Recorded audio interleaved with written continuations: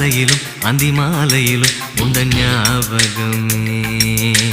அம்மம்மா முதல் பார்வையிலே சொன்ன வார்த்தையெல்லாம் ஒரு காவியமே. சின்ன சின்ன ஊடல்களும் சின்ன சின்ன மோதல்களும் மின்னல் போல வந்து வந்து போகும். மோதல் வந்து ஊடல் வந்து முட்டிக்கொண்ட போதும் இங்கு காதல் மட்டும் காயமின்றி வாழும்.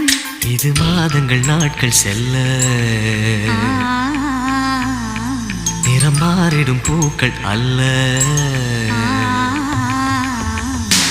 மீனம்மா அதிகாலையிலும் அந்தி மாலையிலும் உந்த ஞாபகமே.